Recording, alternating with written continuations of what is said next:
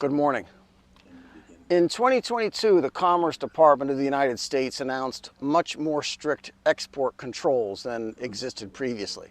These export restrictions were intended to deny China the most advanced semiconductors. These new restrictions were announced in October of 2022.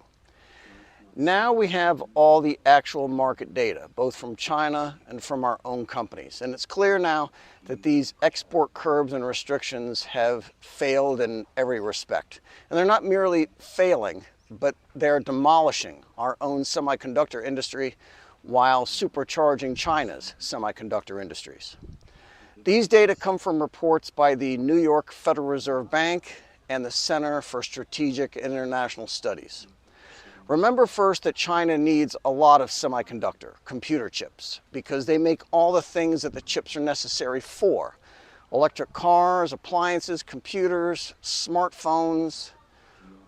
So China is the world's biggest market for chips for all that stuff, and nobody else even comes close. Next, remember that China has a lot of people, millions of them, who are already working in their domestic semiconductor industry. Their semiconductor industry is much bigger than any other country's, so everything they need to further develop their own industries was already here. This is a 60-page report from the New York Federal Reserve in April 2024, so it includes data through March of 2024. So about 18 months since the strict export controls were put on. To put this report together, they pulled tax filings, bank records, credit reports, employment records, hiring and layoffs, and payroll data. The sectors they examined was the technologies for semiconductors, telecommunications, and artificial intelligence. They wanted to find answers to these questions here. Did the export controls work by decoupling Chinese companies? What happened in the markets after the export controls were put on? And what were their financial effects to our own companies? They found bad news right away. The export controls did result in U.S. companies cutting off business with Chinese companies who were on the restricted lists. However, it also resulted in cutting off business with Chinese companies not on the restricted lists. U.S. companies just stopped doing business with other companies in China because of the risk of having other companies added later. U.S. suppliers form fewer relationships with other companies in country by 60 to 68%. This means that the Chinese business that was being lost, for example, by cutting off business with Huawei, was not being replaced by revenues from other Chinese companies. It gets worse. We cannot find new customers outside China either. There's no friendshoring, such as with buyers in Korea or Japan or Europe, and there's no reshoring back to the United States. Again, this is because the Chinese market is just too big. There isn't enough demand from the rest of the whole world to replace Chinese companies with buyers elsewhere. So naturally, this means our own companies are losing a lot of money. They are negatively affected by export controls. As of April, the New York Fed calculated losses of market capitalization of $130 billion. And as the market valuations get hit, so do revenues, profitability, bank credit lines and borrowing, and jobs. This table here shows how many U.S. companies are affected year by year in blue, and the cumulative line is in red. So as of the end of 2022, there are 124 or so U.S. companies that cannot sell products to China without special authorization by the Commerce Department. If the U.S. company is denied license to sell to China, the U.S. company needs to find another buyer somewhere else to make up for the losses of sales. And that's not happening.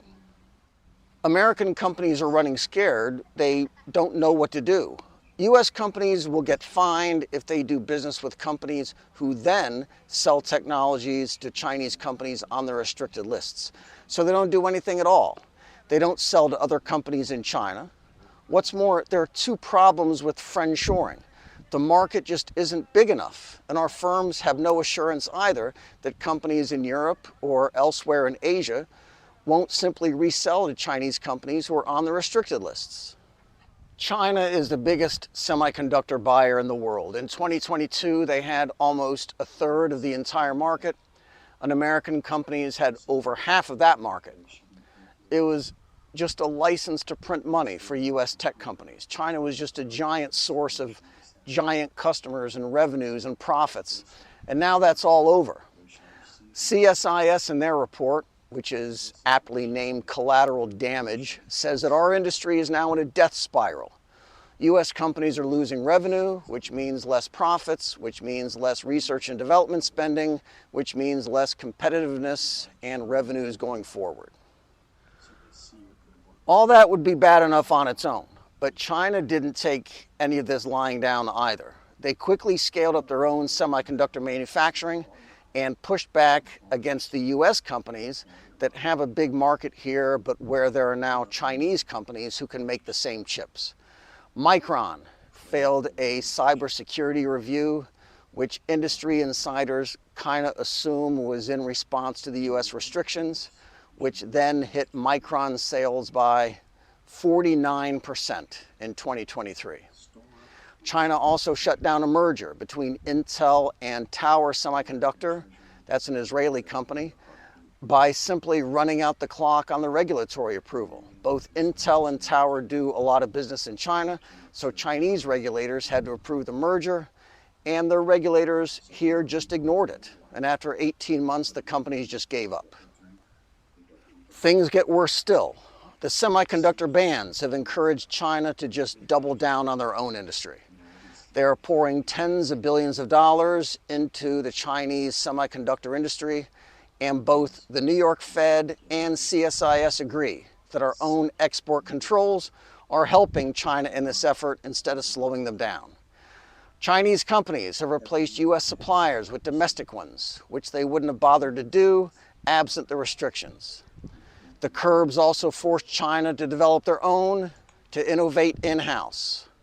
Huawei and SMIC teamed up to build a 7-nanometer chip, which our own experts estimated would take them many years to develop, but they accomplished that in under 2 years.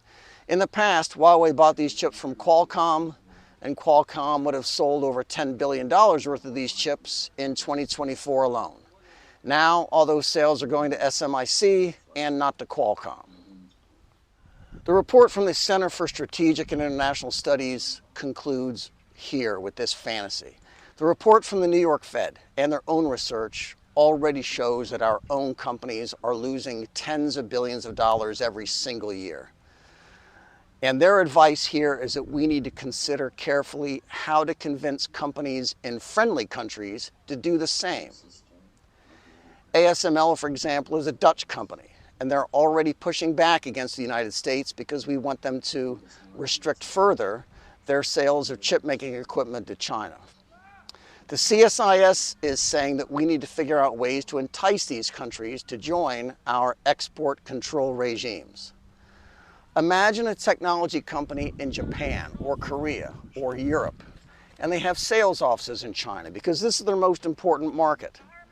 And the CEO of that company, or the sales manager, or an engineer, or a cafeteria worker, and someone from the US Commerce Department flies over and says to them, hey, we want you to cancel all your contracts with Chinese customers. How do we think that meeting is going to go? Qualcomm is down $10 billion in 1 year. In market cap, our tech companies are off $130 billion. And our own Commerce Department is putting officials on planes, sending them to friendly countries. These are our friends, and we're telling them they need to chop down their own semiconductor industry just like we have. Again, our own central bank, our own public policy think tanks, we acknowledge that we are killing our own companies, we're building up China's semiconductor industries, and we're demanding that companies in allied countries kill theirs too. Death spiral. Those were literally the words in our own official reports. And we're telling the Dutch and the Japanese and the Germans and the Koreans that they got to do the same. This is Xinjiang in northwest China. Be good.